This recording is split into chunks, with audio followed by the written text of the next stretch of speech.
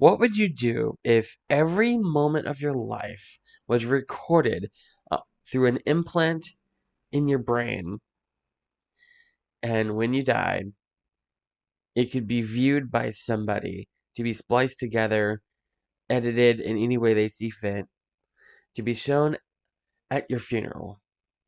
Now, that's the premise of the 2004 film The Final Cut, starring Robin Williams, Jim Caviezel, and Mira Sorvino. Okay, those last two names I probably butchered. We all know Robin Williams. He needs no introduction. However, Jim Caviezel, you might remember, as he played the biggest role of all time in 2004 in The Passion of the Christ. He was Jesus Christ. Not only was he playing, he's not only is he best known for playing Jesus, but he played it the same year he played this movie. So yeah, yeah, he had a busy year, I guess. This movie kind of doesn't really compare as I go. Um, yeah, this movie I saw it when it first came out. We're not in theaters. I don't even know if it went to theaters. We rented it back when video stores were a thing, back in the olden days, and,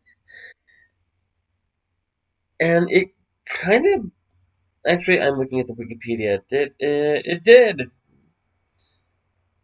did go to the theater. Okay. Anyway, I this movie kind of it's one of those core memories, I guess you'd say. No, according to Inside Out, because it made me ever since it made me kind of wonder, like, what if this was real? Like, I mean, I know obviously it's not, but like, imagine like everything you see is being recorded, and it yeah, it's kind of an interesting thought. I'm obviously not going to go into spoilers on the movie because it is readily available, and I do want you to watch it. It's on HBO Max. This movie, like, I have been thinking about it a lot lately, because like not so much of like, oh, everything I'm seeing is being recorded, but like I got to thinking about more of the kind of finer details of it. I'm not really going to the plot. I I kind of want to talk about. There is one detail that's not addressed. They don't really go too much into detail on how this works in the movie. It's just kind of they set up the thing. Oh, there's an implant in your brain. It's implied that it's flat out shown that it's in your brain before you're born. That it's implanted scientifically or medically or whatever. And the parents pay them and they put the implant in. It grows with the child, and it's shown that because like the first one you see someone getting born.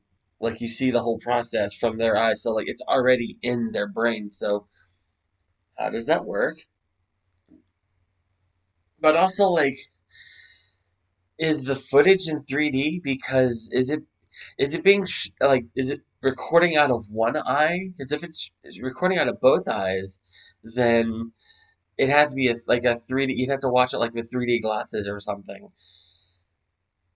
And in the movie, it's shown like basically like on a computer monitor. But does it not record your peripheral vision? It only records like a square, so it's not like your full vision. It's just what's directly in front of you in the shape of a computer monitor. Yeah, like that's the sort of stuff that I think about. Like the little finer details they don't really go into. And another thing is they say they kind of go into detail about a little bit. They say that it's an organic implant. That's when they say it grows with the child, which makes me wonder how they extract it because they have to extract the chip. It's a chip that they like put into the machine to like view. There's like three monitors, and he's like splicing it with like basically a dedicated machine to like splice the memories, and it's all categories. It shows that like it's not just one like 80-year recording. It's like spliced up automatically into like, oh, here's the eating footage, and here's the whatever footage, and so it is kind of like set up so that it's easier to manage. But then like, how do you extract it from the brain? Do you have to like, in order to like, when they go to do like an autopsy type thing, they go like basically have to like cut open the head and like pull it out, or how does that work? We need answers. But yeah, like this movie is good.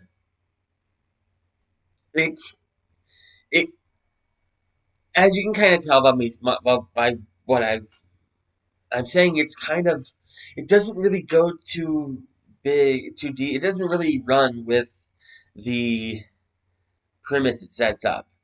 It basically tells you the premise and then just has a story around it. I want to know more about that world because it shows that there are like protest groups. They're like that, like they'll stand outside of, oh, the funerals are called Rememories, which I think is kind of clever. But they'll have protesters standing outside. It's like, think for yourself, or like keep your own memories, or live in today, or whatever they were saying. And that does sound like something that would actually happen. If that was a real thing that was happening, there would be protesters.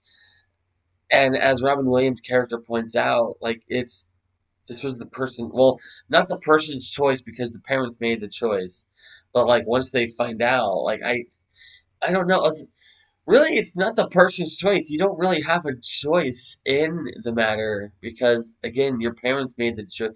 The parents made the decision before you were even born. And one of the people that works at the company that does it even tells them, even says at one point in the movie, the best time to tell your kids about this is when they turn 21.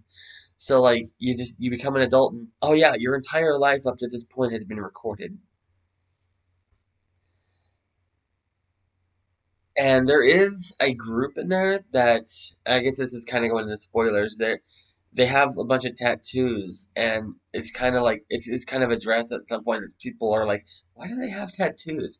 And that is addressed, like what they're for. But I don't want to get into that because that's kind of a spoilery thing. That again isn't touched too much on. They give kind of a weak excuse, a weak example, explanation. I guess like thinking back on this movie, I remembered it being a lot more than it was. It was as the credits started rolling, I was like, I remember this being more, which I guess kind of plays into the movie, like a big part of the movie. There about memories not living up to the way you remember them. There's a scene where a character accesses their memories to a scene that we've already seen. Like we've seen this moment play out, but then it was like they're affected by this memory.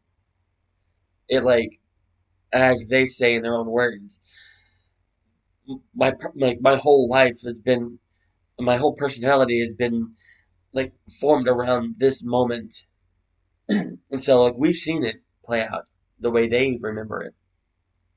But then when we go back and see it, the way that the device, the implant recorded it without any other biases or anything, it wasn't at all the way we remembered it, the way we saw it the first time. So like maybe that's like me with this movie. Like I remember it being a totally different movie. I mean, it was the same movie. Obviously, I'm not like it was the same movie. The one I saw was animated. No, it wasn't like that. Um, I just remember it being different. Like I don't know, like more exciting.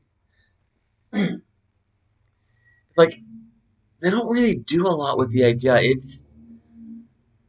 It is like it's a psychological thriller and they don't really. I would. I guess this one could do with a remake or a sequel or something. Like maybe even a TV series. Like kind of like in that world, digging deeper into like more what's going on because we don't really get a whole lot what's going on in this world.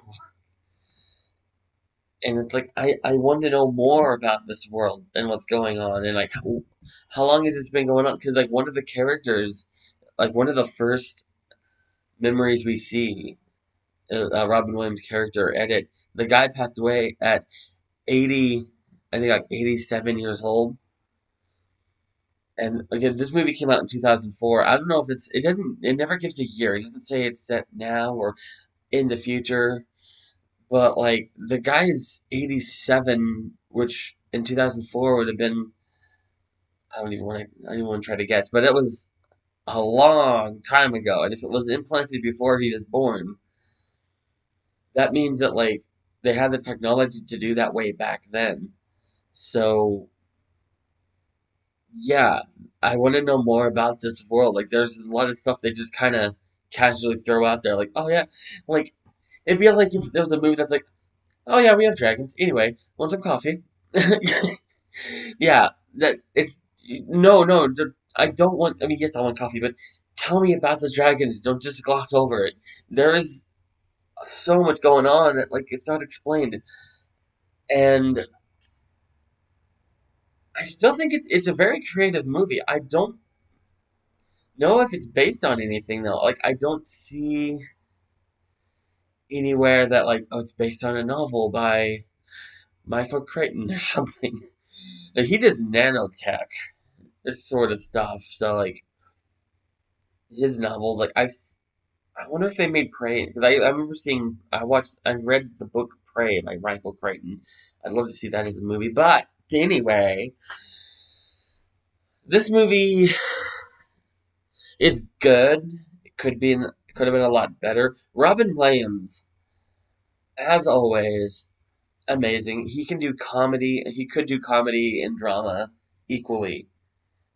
He could be the funniest person in the world or the saddest person in the world.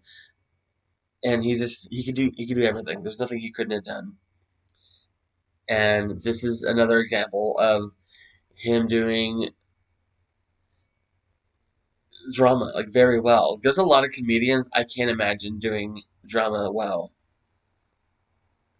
And as I'm going through, I was going to be like, Jim Carrey. Actually, he did do that well. Adam Sandler. Actually, he does do that well. So, Will Ferrell. Oh crap! No, Stranger Than Fiction. He does do drama. Okay, maybe I was gonna say maybe Robin Williams isn't special. He is. Okay, imagine someone like Carrot Top doing drama well, or like uh Pauly Shore. Imagine Pauly Shore doing extreme drama, like doing like a serious crime scene that's not meant to be funny. Yeah, like I can't imagine that. Watch him have done that, and I just not know it. It's like you've never seen Pauly Shore in a serious movie. This is Oscar worthy. That doesn't really mean anything anymore. Oscar worthy. Anyway, I still highly recommend watching this. This is at least for Robin Williams acting is very good, and I still I can't spoke, but I give this movie a 6 out of 10, mostly because there's really not a lot here. And the only reason I even rate it so high, I rate it this high because Robin Williams acting and because of creativity. It is a very creative movie, premise wise. The premise is very interesting. They just don't do a lot with it.